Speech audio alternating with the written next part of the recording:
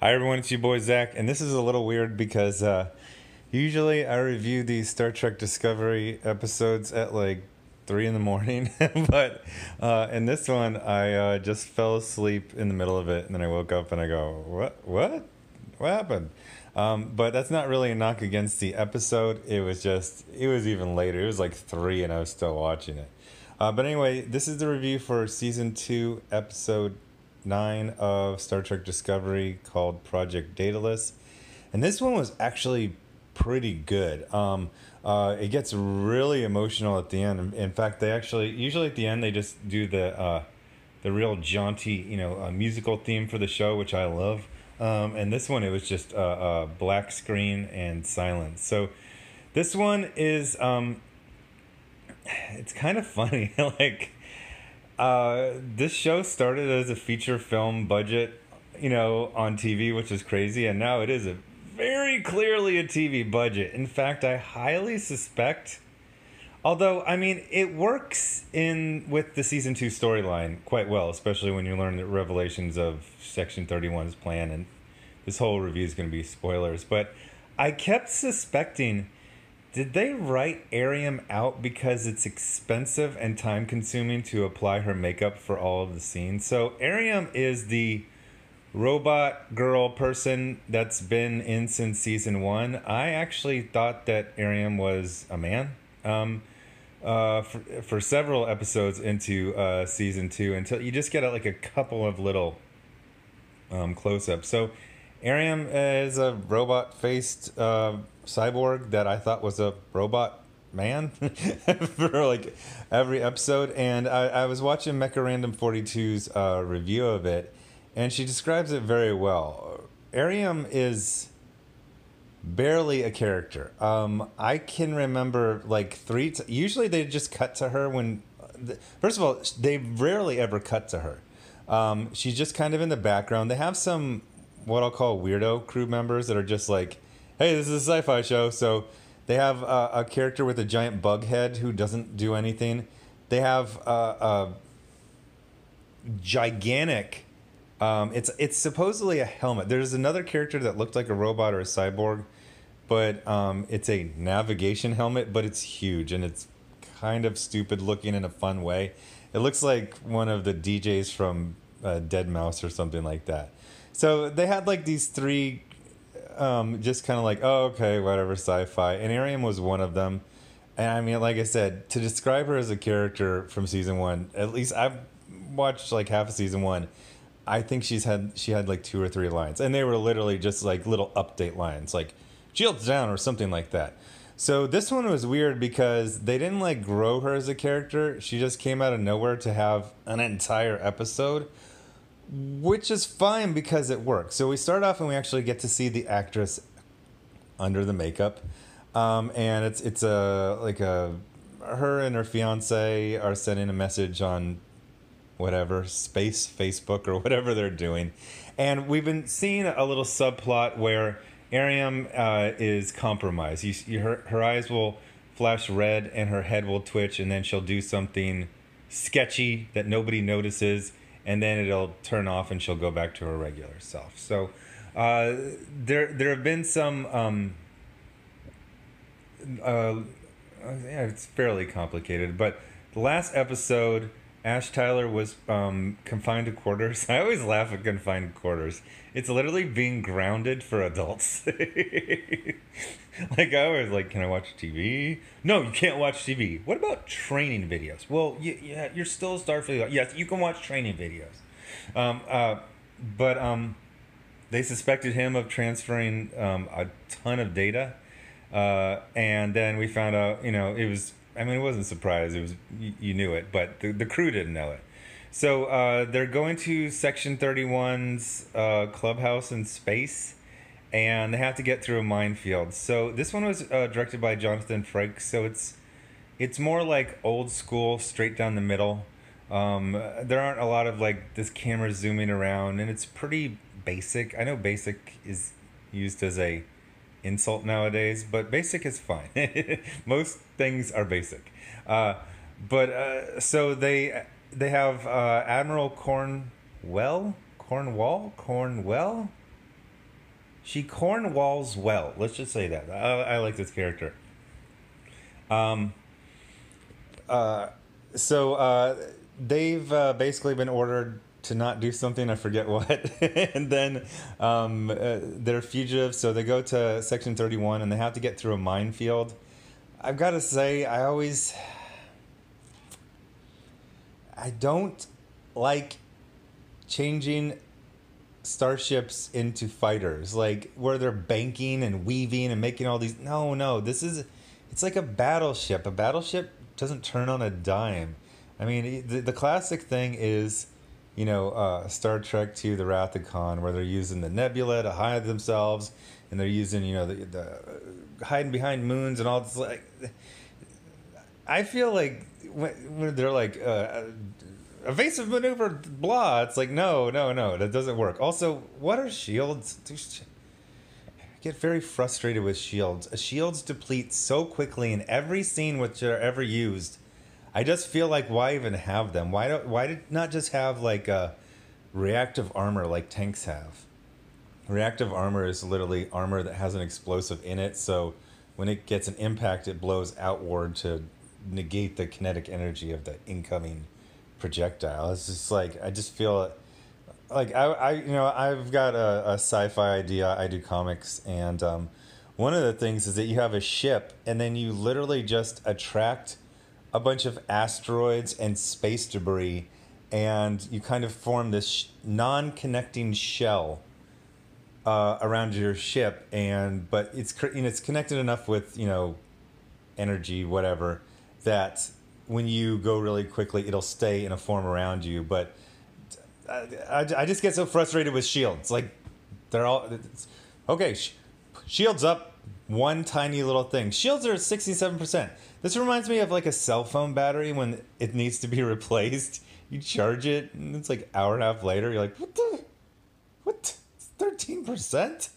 But anyway, so they get through the minefield by doing evasive maneuvers. And it's actually kind of a cool, but again, it's a starship, so it shouldn't move that fast. So they basically, everyone has different evasive maneuvers. So what they do is they start calling it out to the crew to name a random one, and that gets them through the minefield. I thought that was pretty cool. Does it work? No, it wouldn't work. They'd still get hit by a million mines, but it's an interesting concept. So then they have to, they're starting to suspect that Control, which I don't remember being mentioned a lot. The oddest thing is that they seem to be bringing things up that were just introduced a little bit, and then suddenly it's like a big deal. Like, oh, Starfleet has this AI called Control, and we use it to evaluate our decisions, but some people wanted to have it make the decisions. This is a storyline that's been done in a lot of sci-fi. It's fine. It's relevant. But then they have to go down to do the thing before the thing happens. I watch shows very passively, so I always get confused when they start, like, when they do the rapid fire. Oh boy, wait. So they had to go to Section 31 to do something? I don't remember. Get some information about the Red Angel? I don't remember. And they think they're going to be having to fight a bunch of people, but everyone's dead. And then, spoiler, we find out that Control killed them all. There's also some hologram shenanigans that both work and don't work. Basically, the doctored footage of Spock killing people at the psychiatric facility is doctored. It was a hologram. So was it a shot of the empty room and they did a hologram for Spock and all of the people he killed? Because we saw a different version where he just like does little chops that make them, just get knocked out for a couple seconds. So at one point, Saru proves that the Admiral Katara was not Admiral Katara. It was a hologram. I don't know why it wouldn't just be a digital image. It's fine. It was explained well, but it still doesn't make sense. But it only doesn't make sense if you think about it for too long. So then Arium is being used to download a bunch of information from this living planet that was like 3 episodes ago that had absorbed like hundreds of thousands of years of information. And Control wants information on AI because Control wants to be fully autonomous, and like I said, a story that's been told many times in what do you call it, in sci-fi, but it's solid. And then what happens is we actually got a good amount of showing Aram's relationship to specifically the female crew members. She was friends with basically all of them, but especially close with Tilly. So at one point you'd seen she to have room in her memory banks for the information from that smart planet. She had to download her cherished memories, and we see at one point that she actually has to choose which memories to keep. Mundane thing being in the turbo lift, delete that. But hanging out with the gals at Space Applebee's, that was fun. Space Apple Teenies, excuse me. So then at the end, there's a kind of a tropey situation. She's in a section that also has an airlock, but they're locked out by Control. But the only thing that Control doesn't control is the airlock outside. Why? Reasons, I don't know. But Michael Burnham is basically, Airiam says, Airiam can sometimes reassert control of herself, at least in speaking, not in her, motor functions besides speech. And she basically says, you need to blow me out this airlock. It's the only way that's going to stop me.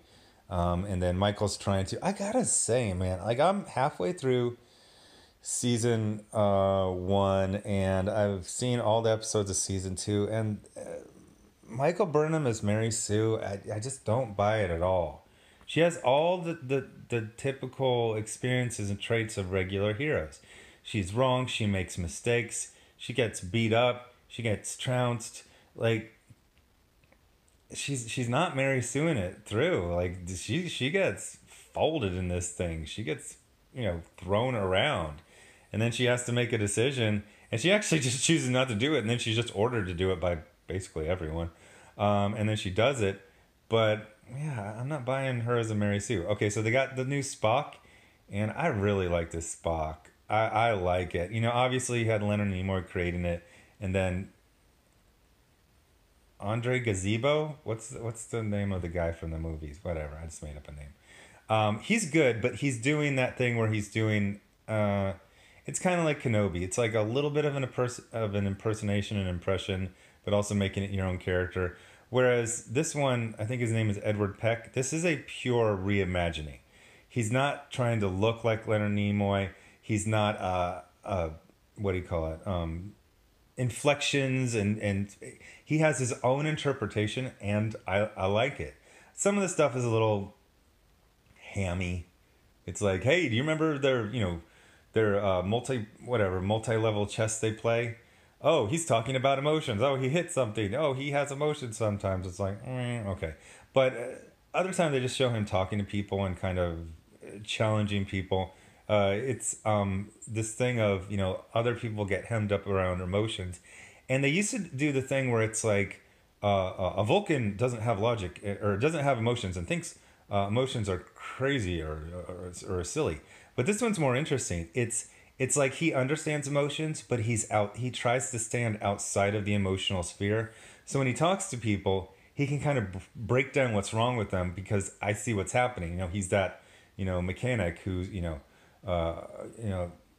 I was talking to, I have a lawyer, and I was talking, I go, one of the good things about a lawyer is all the facts, but you don't have the emotions. So you're able to think more clearly about this than I do.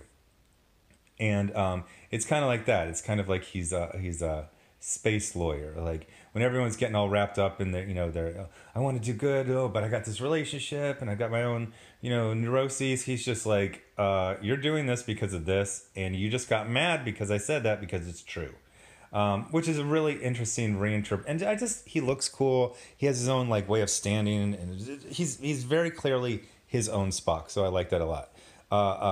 Captain Pike, Anson Mount is like pretty much becoming my favorite captain of all the Star Trek series, and I just like the show. That being said, I was promised something that was a lot bigger stakes in the earlier episodes. I mean, like, I've talked about the behind the scenes stuff where the showrunners did like the first 3 seasons or the first 3 episodes, they spent like half the budget, and now we're getting some really, like, every time you do something you go, I know why the lights are down low because I'm pretty sure this is a repurposed set. It's like they're always like, "Hey, we have to go use the thing that we already built."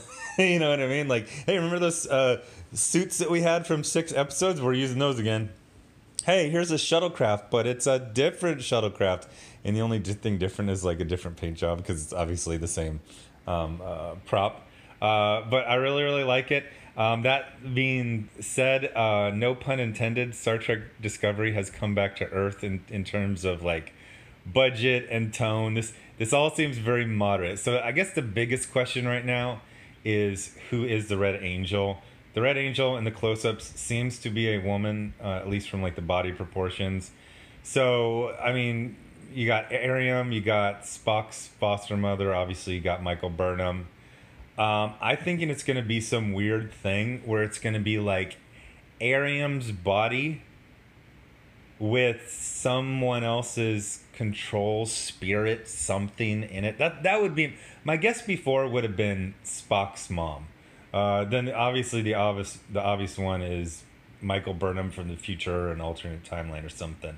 But I'm gonna say Arium combined with something else is what is inside the Red Angel suit. So which is a time traveling and space traveling suit. So anyway, thanks for watching. This is a good episode. I really like it. I'm looking forward to very TV budgeted sci-fi from now on. So thanks for watching, and I'll have well, this was yesterday's, but it's today. But I'll do something tomorrow. I think I'm gonna watch Annihilation with Natalie Portman. Is Annihilation the one with all the female scientists that are in the jungle? Or something. I don't know anything about it. I think it also has Oscar Isaacs in it. Thanks for watching. Bye.